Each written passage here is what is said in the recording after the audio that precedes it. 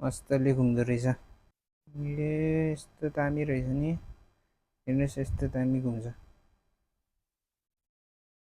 यसरी खेलिरहन्छ होइन। Hello guys, welcome to my new vlog. So guys, आज म तपाईँहरूलाई देखाउने छु हाम्रो महेन्द्र दाइले चाहिँ यहाँ अस्ति नै एउटा बल्छी किनेर चाहिँ यहाँ छोडिदिनु भएको छ। दाइले चाहिँ अस्ति धेरै माछा मारेर ल्याउनु भएको थियो। दाइ चाहिँ उता एयरपोर्ट साइडमा काम गर्दै हुनुहुन्छ।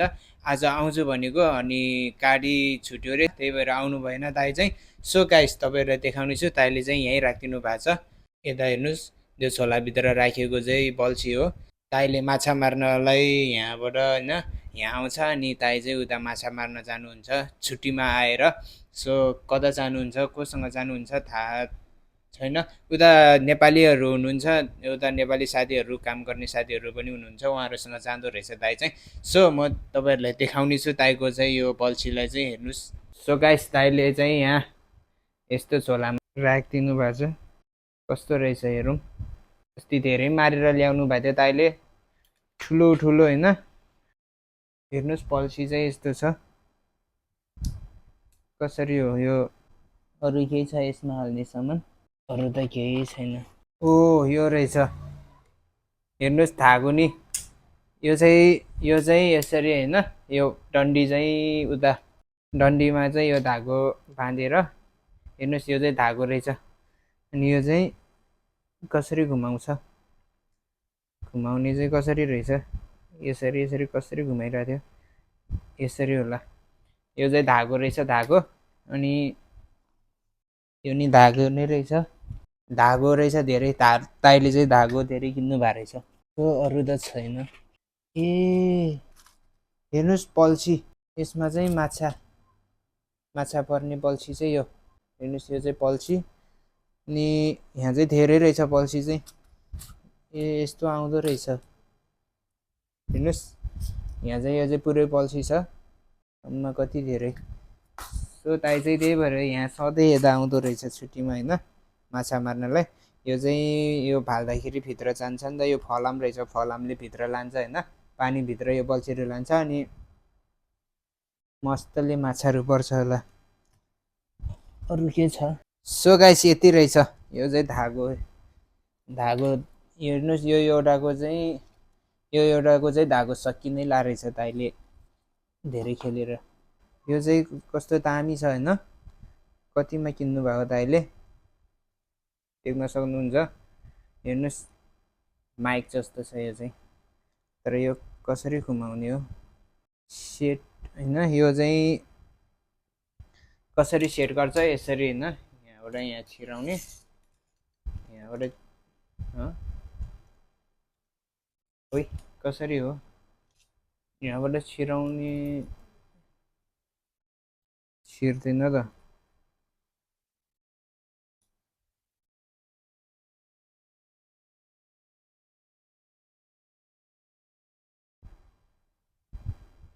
ए यो चाहिँ यहाँ भित्र हाल्ने कि के हो? ए यो चाहिँ यस्तो लामो बनाउनलाई रहेछ होइन। हेर्नुहोस् अलि नजिक नजिक नै, यसरी नजिक नै बल्छी खेल्न मन लाग्यो भने चाहिँ यति रहेछ। अनि उता टाढा टाढासम्म पुर्याउनलाई चाहिँ यो रहेछ, यो यसरी जोडेर होइन। हेर्नुहोस् यत्रो लामो छ, यहाँबाट यति लामो यहाँ पनि पुग्ने। ए यस्तो रहेछ नि यो। अनि यसलाई चाहिँ कसरी चोड्छ फेरि? यो चाहिँ ए यहाँ रहेछ चोड्ने चाहिँ, यहाँ यो यहाँ खोल्नलाई मिल्दो रहेछ यो चाहिँ। सो यहाँ चाहिँ यो यसरी माथि घुमायो अनि यसरी यसलाई चाहिँ फेरि तल यसरी राख्यो। हेर्नुहोस् मैले पुरै सेट गरिसक्यो। अब यसलाई चाहिँ फेरि धागो यसरी खोल्यो कि के हो दाइको? ए धागो खोल्यो, धागो।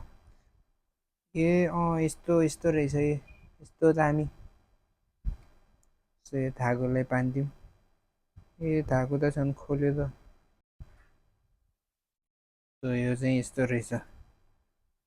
ओ मस्तले घुम्दो रहेछ। ए यस्तो दामी रहेछ नि, हेर्नुहोस् यस्तो दामी घुम्छ। यहाँ यसरी खेलिरहन्छ होइन। माछा पर्यो पर्यो,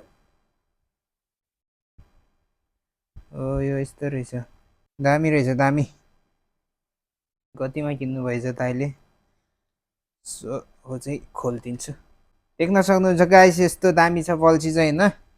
यो चाहिँ यस्तो तैँले कहाँबाट किन्नु भएछ?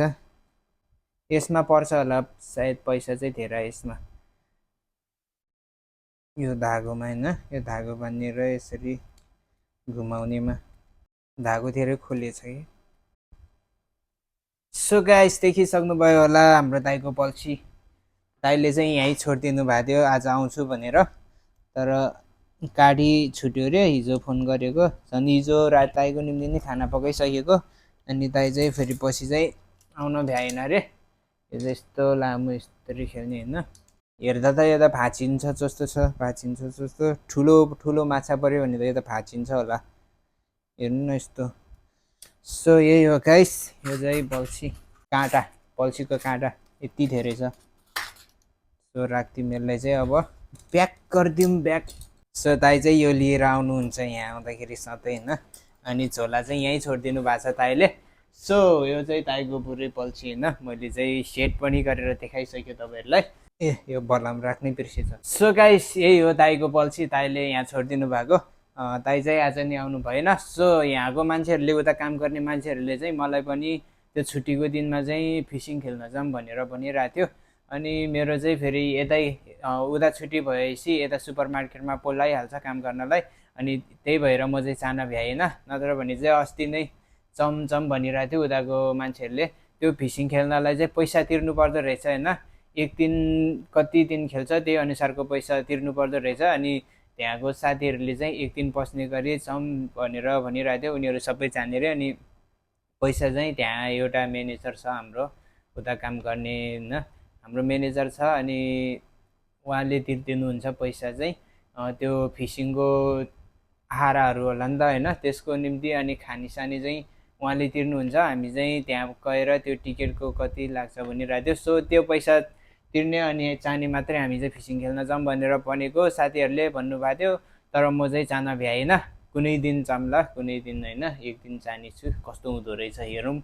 सो गाइस यहाँ चाहिँ समुद्र नजिकै पर्छ नि त, त्यही भएर सो म चाहिँ जान भ्याएन। अब म चाहिँ एक दिन कुनै दिन जाउँला होइन।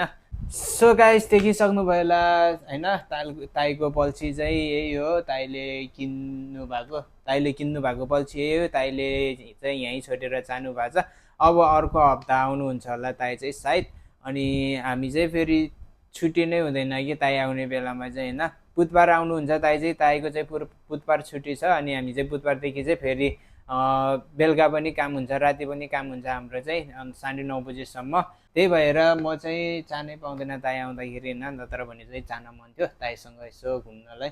ताई चाहिँ फेरि बुधबार आउनुहुन्छ, त्यही भएर जान पाउँदैन ताईसँग चाहिँ। त्यही भएर अब कुनै दिन जाउँला, छुट्टी भयो भने, सबैको छुट्टी मिल्यो भने होइन। सो गाइस त्यही भएर आजको भिडियो चाहिँ यति नै। सबैजनाले भिडियोलाई लाइक कमेन्ट अनि सब्सक्राइब गरिदिनु होला गाइस। Okay by by.